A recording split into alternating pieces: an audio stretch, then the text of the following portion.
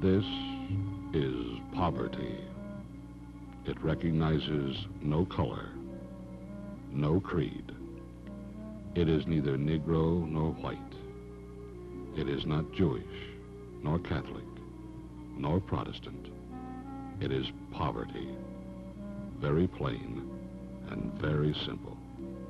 It is poverty, not foreign, not out of state, not even out of town.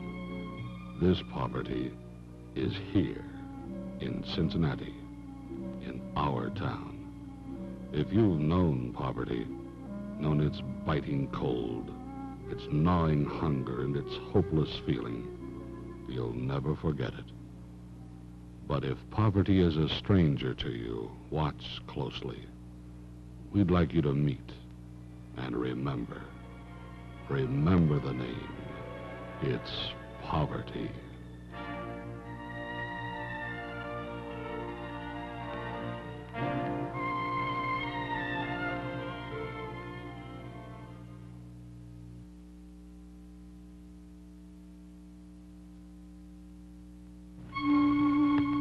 This is our Queen City, and a queen she is, but with a crown that's soiled by poverty. The substandard housing where the impoverished are forced to live scars our landscape east to west, north to south. For example, here's a petite palace you might rent. It's only good for a small family, say 5, maybe 6. After all, even 2 rooms can get crowded. But the price is right. Only $25 a month. In case we forgot, there's no hot water and no bath. However, you might prefer some of the other prime housing surrounding the area.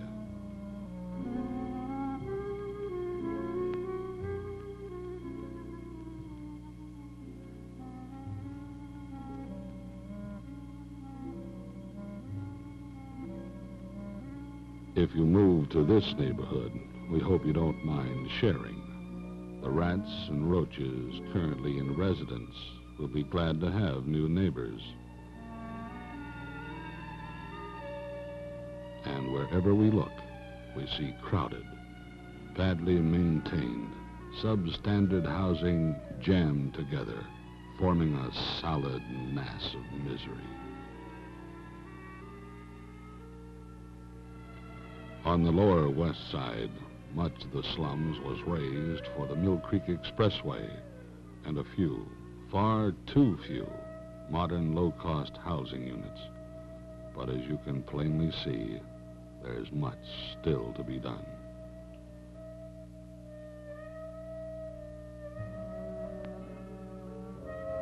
These are busy streets and sidewalks. There are many, many people living behind the run-down brick fronts and in the drafty rooms over the cheap stores and beer joints. And still more, dreary, look-alike, unclean, and unkempt, but cheap, and peopled by those without the means for the better, the cleaner, and naturally the more expensive. Yet, amidst all this evidence of poverty, we find our bright spot, a ray of hope, Sands School, where, in a 3rd grade class, a small boy and his classmates have a belief that could change the hopeless feeling suffered by the poverty-stricken.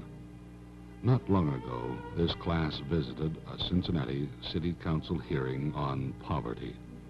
When they returned, their teacher asked each one to write a story in his own way about what they had seen and heard. Willie Grimes wrote a classic message for all the human race, a lucid, profound belief, far wiser than his few years. Willie, in his youth, has not yet learned to hate or give up or accept any way of life as his fate. Willie knows there are better things. He's seen them in pictures and in passing, and he intends to have better things. Willie represents his entire class. They work and they enjoy it. And they believe. They believe the world is good and that tomorrow will be better. They believe they'll rise above their squalid beginnings. And they believe in their teacher. Their teacher is Miss Sandra Lewis, a dedicated young woman. To Miss Lewis, this is a very special class, one in which she has faith and trust. And she believes. She believes in her work. She believes tomorrow will be better. And she believes in trying.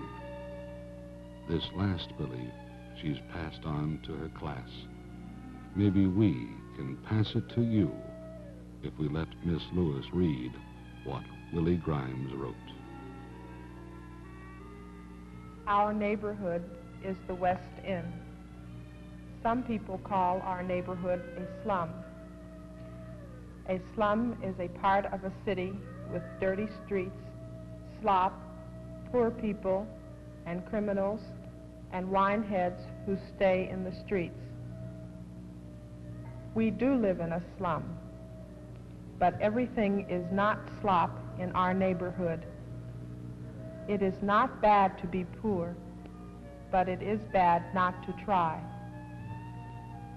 Our neighborhood is important because we have things that other neighborhoods need. Home things, our factories, our post office, our meat packing houses, Crosley Field,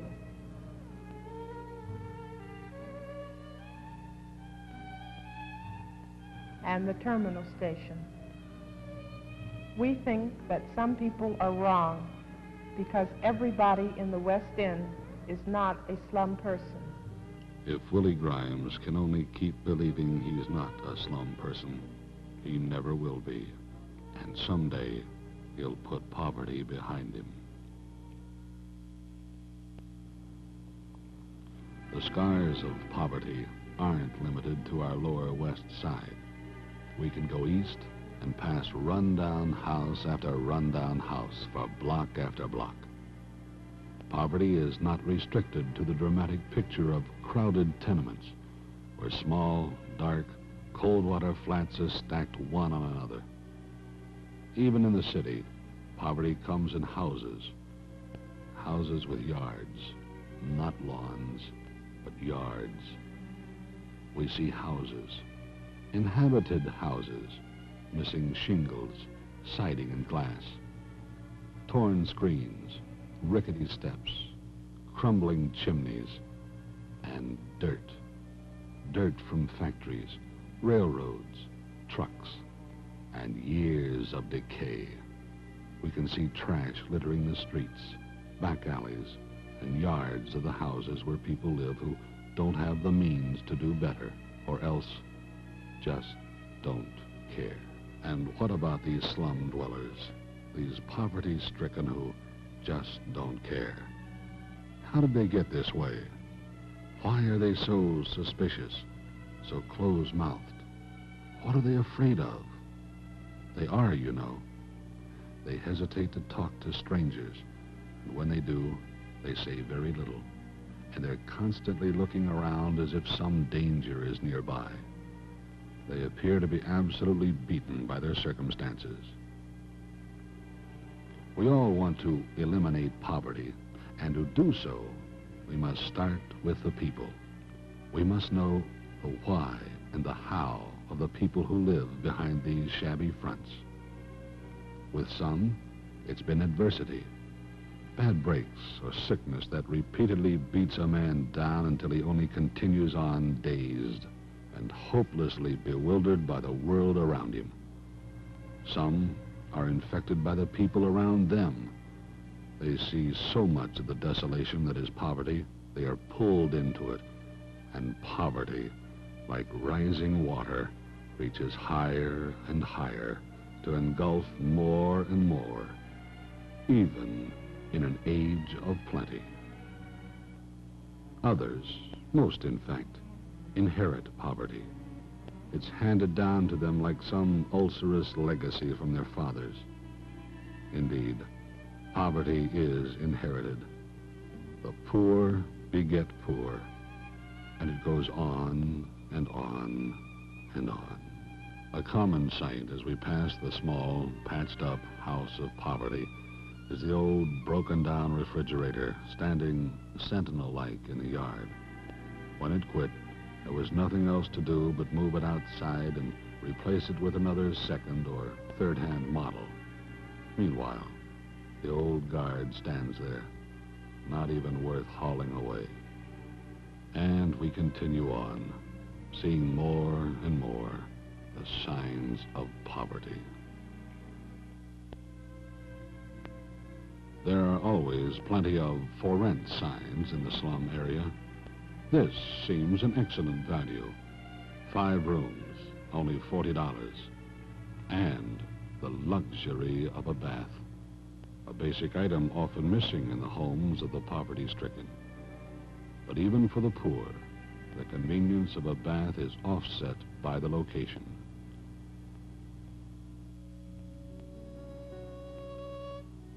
For in the spring, it rains.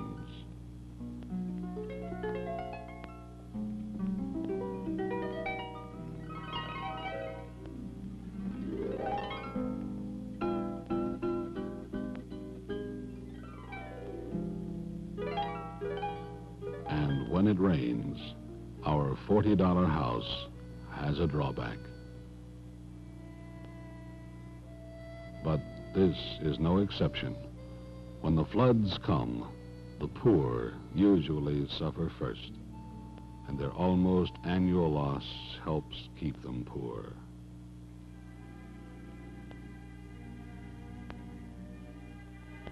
But when wet or dry, the poverty-stricken have no choice. This is what they can afford, and this is what they get. On higher ground, some areas are no better. In passing, only cold exteriors meet the eye. Rarely are the doors open to strangers. Broken-down porches, torn siding, or worn boards are a poor cover, but they tell only a small part of the story. Inside the house of poverty, a more drastic tale is told. 3 rooms for $50 a month, including this kitchen. The range on the left is the only source of heat for the entire apartment. At best, an oven is an inefficient heater. Linked to drafty windows and a front door with no glass, the heating bill climbs to $45 a month during the winter.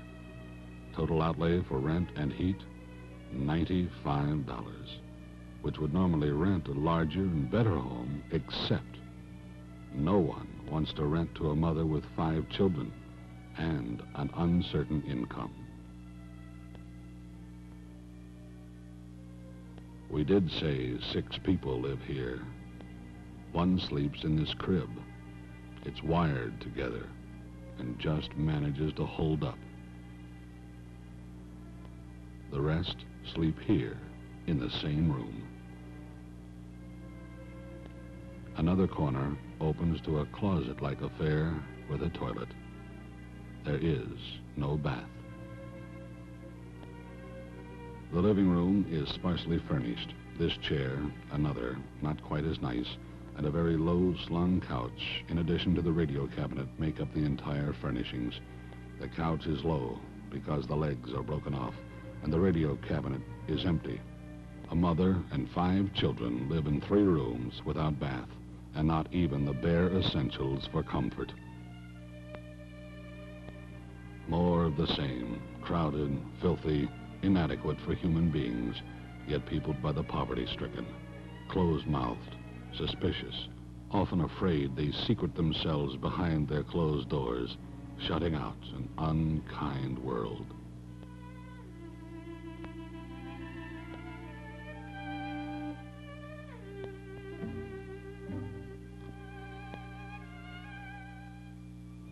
This building once housed Cincinnati General Hospital. That was over 100 years ago.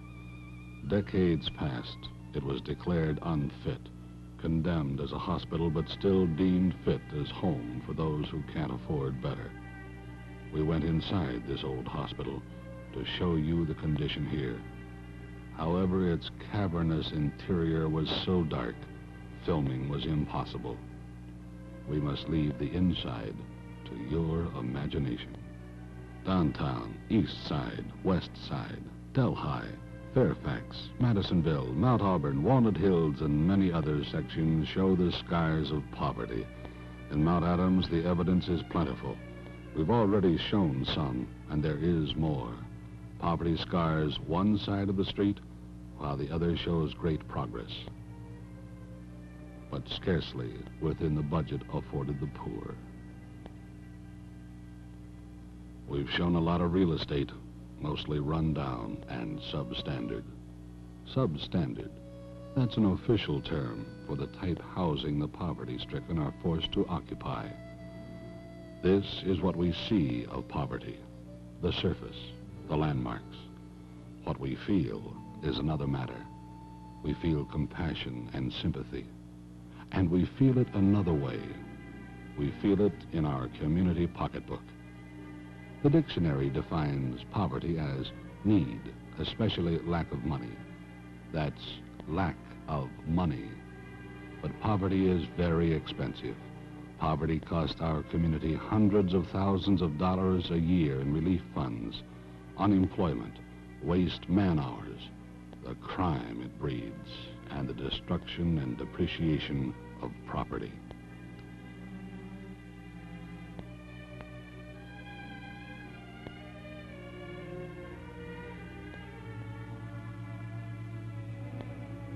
Two blocks from one of our finest hospitals, we come on conditions like this. What a wonderful place for our children to play. What a wonderful place.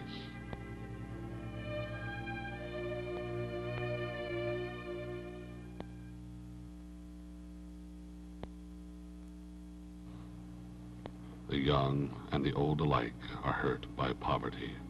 The old sit idly by, passing their days with too little of even the necessities, while the young are cursed as shiftless or delinquent. But most of the young among the poverty-stricken want to move up, and they'll work to do it, if they're allowed to. This is Clifford Watson, a young man with no place to go. Clifford's not going to school, and he's not going to work. He's 18 years old with an 8th grade education, and he's going no place. This is Eddie Dean Wilson, another young man with no place to go. Like Clifford, poverty pulled him away from school, and that same poverty denies him a job that might, just might, lift him out of poverty. These boys are one and the same.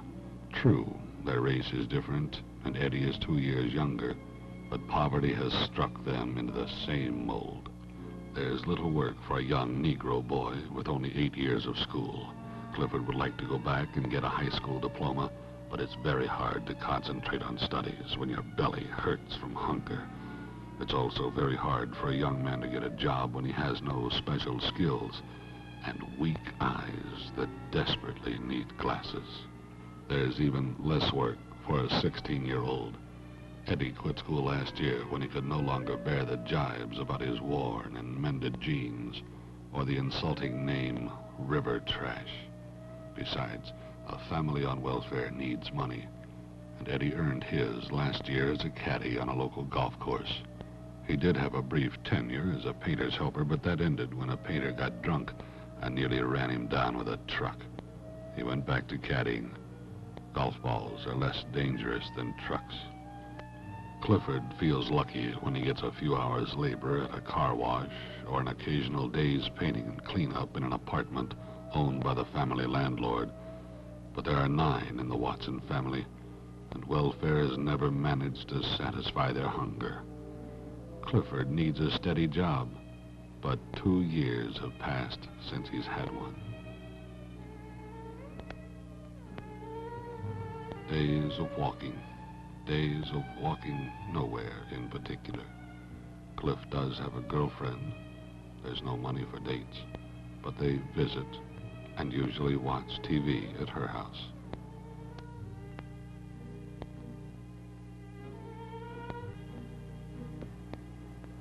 Sometimes a quarter takes him to the neighborhood bar where a bottle of 3-2 beer, he's old enough, and talk with his friends erases temporarily the gloom brought about by days of nothingness, days of no place to go. Behind the tavern door and all about us are others, others with no place to go.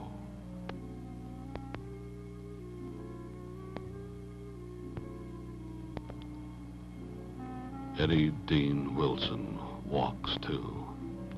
He walks to hunt a job, or visit a friend, or find any diversion to take his mind off the problems of poverty.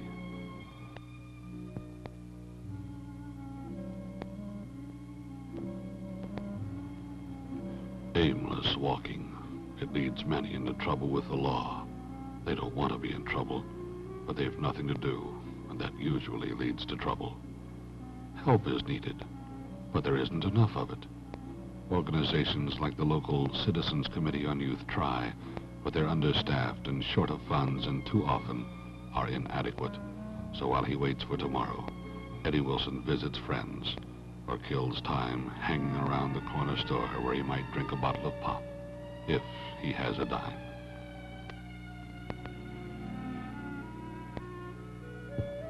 These young men look at a future which holds little promise. The landscape of poverty stands ugly and is easy to see, but these young products of poverty, poverty which they didn't create, are too often overlooked. What is the future to be for the young people of poverty? Are they damned to grow into men and women carrying the burden of poverty for all their lives? Or can we, as a society, erase the evil that curses us all?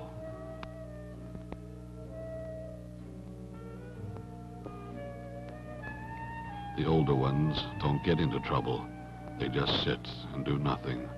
Their today is cheerless and dismal.